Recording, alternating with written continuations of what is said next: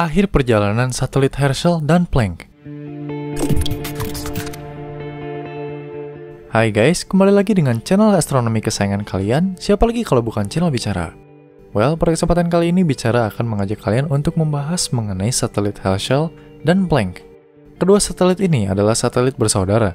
Mereka diluncurkan secara bersamaan, tapi membawa misi yang berbeda. Well, ada banyak yang akan kita bahas mengenai satelit Herschel dan Planck ini. Tapi sebelum lanjutin videonya, jangan lupa juga untuk subscribe dan aktifkan lonceng notifikasinya ya. Kalau udah, skuy, kita lanjutkan videonya.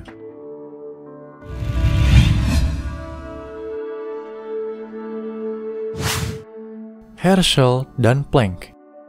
Satelit Herschel dan Planck adalah sebuah observatorium luar angkasa milik ESA atau European Space Agency. Kedua satelit ini adalah satelit inframerah terbesar pertama yang diluncurkan ke luar angkasa. Well, jika kalian sudah menonton video mengenai James Webb di channel ini, di sana kita sudah bahas sedikit mengenai Herschel. Kalau ada yang belum nonton videonya, nanti kita simpan linknya di kolom deskripsi ya. Peluncuran Herschel dan Planck. Satelit Herschel dan Planck diluncurkan secara bersamaan pada tanggal 14 Mei tahun 2009 menggunakan roket Ariane 5. Setelah sampai di orbit yang ditentukan, kedua teleskop ini berpisah dan menjalankan misi mereka masing-masing. Sebenarnya, peluncuran kedua teleskop ini ditujukan agar para ilmuwan bisa melihat lebih jauh lagi apa yang ada di alam semesta. Karena selama melakukan pengamatan melalui teleskop di bumi ataupun dengan teleskop lain, pengamatan objek-objek bersuhu dingin di alam semesta itu bisa dibilang kurang memuaskan. Kenapa? Karena pengamatan teleskop biasa sangat terbatas. Cahaya yang berasal dari luar angkasa terhalangi oleh atmosfer bumi. Sehingga beberapa objek jauh yang bersuhu lebih dingin hanya terlihat seperti gumpalan hitam saja dari teleskop ini. Dengan diluncurkannya kedua satelit ini, gambar yang didapatkan oleh teleskop akan lebih jelas lagi. Karena kedua satelit ini sama-sama dilengkapi dengan sebuah cermin yang berukuran 3,5 meter. Cermin tersebut sangatlah sensitif terhadap gelombang inframerah. Kedua teleskop ini berada pada orbit sejauh 1,5 juta kilometer dari permukaan bumi, tepatnya pada orbit terjauh bumi atau orbit geostasioner, yaitu pada titik L2, yaitu titik di antara orbit bumi dengan matahari. Titik ini menjaga agar teleskop tetap berada seimbang dari tarikan gravitasi bumi maupun gravitasi matahari, sehingga memungkinkan teleskop agar kecepatannya sama dengan kecepatan rotasi bumi terhadap matahari.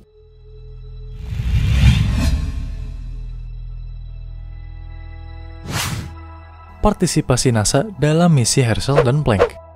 Well, kedua satelit bersaudara ini adalah proyek milik agensi Eropa, tapi ternyata NASA ikut ambil andil dalam menjalankan keberhasilan misi ini loh guys. NASA ikut berpartisipasi dalam misi peluncuran Herschel dan Planck. Misi Herschel dan Planck. Well, seperti yang tadi kita kasih tahu sebelumnya, kalau Herschel dan Planck ini walaupun diluncurkan secara bersamaan, mereka membawa misi yang berbeda. Kedua satelit ini berbagi tugas dan area penelitian. Herschel, yang merupakan kakak dari Planck, bertugas untuk mengamati dan mendeteksi cahaya objek yang memiliki suhu sedingin minus 263 derajat Celcius dan juga mendeteksi asal mula terbentuknya calon bintang atau proses pembentukan galaksi dari bayi galaksi, serta komposisi kimia yang ada di alam semesta. Sedangkan si adik, Planck, bertugas untuk mencari jawaban mengenai asal mula terbentuknya alam semesta dan bagaimana perkembangan alam semesta di masa depan, dengan cara mendeteksi sisa radiasi dari ledakan besar atau Big Bang. Well, dengan misi sebesar ini, tentunya Planck memiliki kemampuan untuk melihat masa lalu alam semesta 400.000 tahun setelah terjadinya Big Bang. Keberhasilan misi Herschel dan Planck. Kedua satelit ini sama-sama berhasil menjalankan tugas mereka. Mereka menjalankan ribuan pengamatan di alam semesta.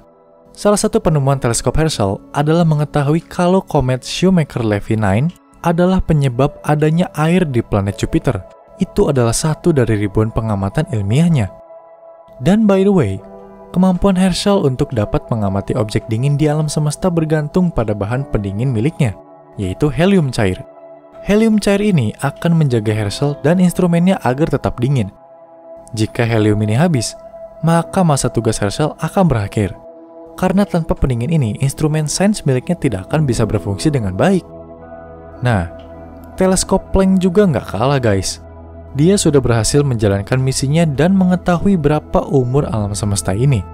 Selain itu, ia juga sudah melakukan penelitian terhadap dark matter atau materi gelap. Ia juga telah berhasil memetakan anisotropi latar belakang gelombang mikrokosmik atau Cosmic Microwave Background atau CMB selama masa penelitiannya. Well, keren sekali ya guys Herschel dan Planck ini. Tapi ngomong-ngomong, masa tugas Planck dan Herschel sudah berakhir pada tahun 2013 lalu guys.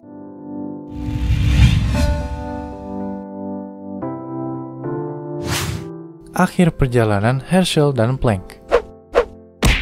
Pada 29 April tahun 2013, Herschel telah dinonaktifkan karena helium yang berfungsi sebagai bahan pendinginnya habis.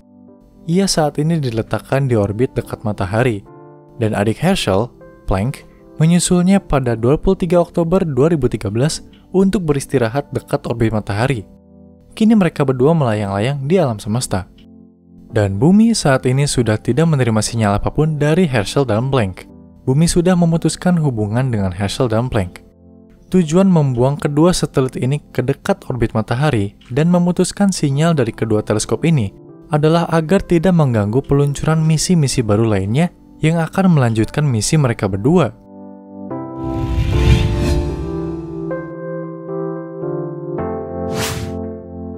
Kesimpulan. Well, kalau misi kedua teleskop ini hanya berjalan selama kurang lebih 30 bulan, penemuan mereka cukup membantu kehidupan di bumi dalam memahami alam semesta. Ya nggak guys? Kasih tepuk tangan dong untuk kedua teleskop ini. Tanpa mereka, kayaknya channel ini juga nggak akan ada deh. Well, by the way, setelah Herschel dan Planck, ada teleskop inframerah super lain yang akan diluncurkan oleh NASA, yaitu James Webb. Semoga saja James Webb bisa memberikan informasi yang lebih lengkap mengenai alam semesta kita ini ya guys. Kita tunggu saja tanggal mainnya. Well, ini semua adalah informasi yang bisa kita share ke kalian mengenai teleskop Herschel dan Planck. Semoga informasi ini bisa menambah wawasan kalian ya. Oh iya, kalau kalian suka dengan videonya jangan lupa like dan share video ini. Dan jangan lupa juga untuk kasih tahu kita topik apa yang kalian ingin kita bahas selanjutnya. Sekarang kita mau pamit undur diri dulu. Thanks buat yang udah nonton videonya sampai habis, and see you on the next video.